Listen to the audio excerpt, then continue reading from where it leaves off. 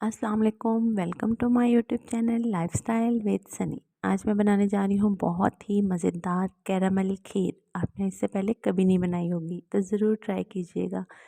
चलिए हम स्टार्ट करते हैं। सबसे पहले मैंने यहाँ पर 15 मिनट आधा घंटा पहले आपने आधा कप चावल, बिल्कुल मैंने तो बारीक वाले चावल लिए हैं, टोटा चावल, साबुत चावल नहीं लिए। तो आपने ये आधा घंटा पहले जो है वो 1 कप भिगो कर रख देना है, क्योंकि मैं 1 लीटर की दूध की खीर बना रही हूँ तो उसमें छोटा 1 कप चावलों का ऐड करेंगे। यहाँ पर मैंने कुछ ड्राई फ्रूट्स लिए हैं, आपकी मर्ज़ी है आप जो भी लें। उन्हें मैं हल्का सा यहाँ पर रोस्ट कर रही हूँ। हल्का सा आप रोस्ट कर लेंगे तो इसका टेस्ट जो है वो डबल हो जाता है। यहाँ पर मैंने अखरोट और काजू लिए हैं, आप चाहे तो बादाम कोई भी ड्राई फ्रूट्स जो हैं इसमें शामिल कर सकते हैं।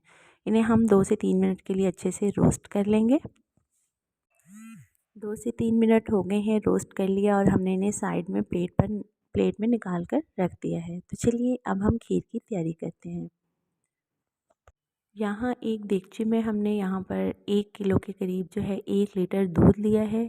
इसे हमने चूल्हे पे रख दिया है मीडियम आंच पर। तो हल्का सा गर्म हो जाए तो सबसे पहले हम इसमें जो है वो छोटी इलायची, मैं यहाँ पर 5 से 6 छोटी इलायची ली हैं, वो इसमें शामिल कर देंगे। और दूध को जो है वो हल्का से इस तरह हिलाकर उबलने के लिए रख देंगे। 5 से 7 मिनट बाद ही दूध को जो है ये देखिए उबाल आना शुरू हो गया है हल्का हल्का सा।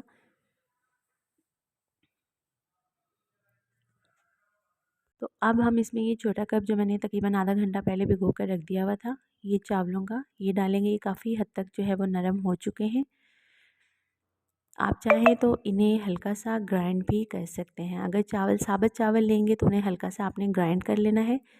मैंने यहाँ पर जो है वो साबुत चावलों का इस्तेमाल नहीं किया, बल्कि टूटा चावलों का इस्तेमाल किया है, तो इसलिए जो है इन्हें ग्राइंड करने की ज़रूरत नहीं है।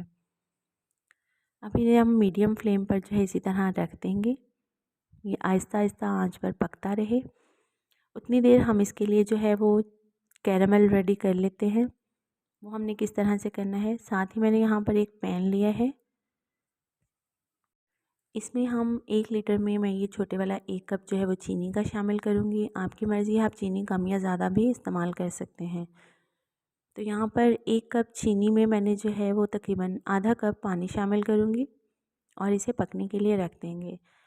आहिस्ता आहिस्ता देखिएगा, ये भी आपने बिल्कुल मीडियम फ्लेम पर करना है। ये चीनी जो है वो आहिस्ता आहिस्ता कैरामलाइज्ड हो जाएगी। इसकी वजह से खीर का टेस्ट और कलर चेक कीजिएगा, बहुत ही खूबसूरत आएगा। इस तरह हल्का हल्का हम इसे हिलाते रहेंगे, चीनी मेल्ट होना स्टार्ट हो जाएगी। तो ये देखिए चीनी हमारी तकरीबन मेल्ट हो चुकी है। ये देखिए इस तरह की कुछ इसकी कंडीशन होगी। आपने मुसलसल चम्मच चलाते रहना है और आहिस्ता आहिस्ता ये जो है वो बिल्कुल डार्क ब्राउन सी हो जाएगी। एंड पे आपको एक टिप बताती हूँ, आपने इसमें ये ज़रूर करना है, इसका कैरामलाइज्ड जो है वो बहुत मज़े का यम्मी लगता है। ये 5 से 7 मिनट का प्रोसेस होता है तकरीबन। ये देखें जब ये इसका कलर कुछ इस तरह का हो जाए और ये बिल्कुल झाग सी बनने लग जाए, तो आपने जो है इस टाइम पर आकर क्या करना है,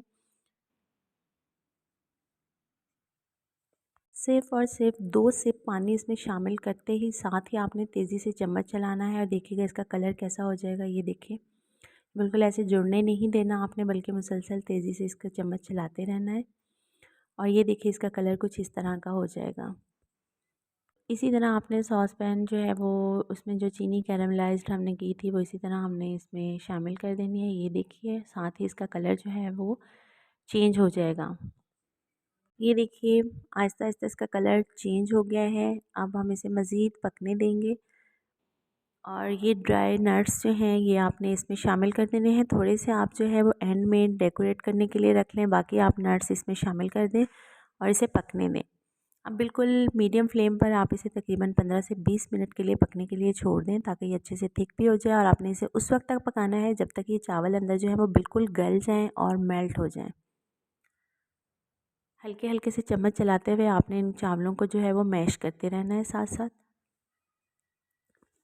ये तकरीबन 15 से 20 मिनट पकने के बाद ये खीर कुछ इस तरह की हो जाएगी। आधे घंटे में हमारी ये मज़ेदार सी कैरामल खीर जो है वो रेडी है। मैं डिश आउट करके दिखाती हूँ। तो ये देखिए हमारी बहुत ही ज़बरदस्त। इसका कलर चेक करें कितना खूबसूरत है। तो हमने बाकी जो नट्स रखे थे उससे इसे हल्का सा डेकोरेट कर लेते हैं खूबसूरती के लिए।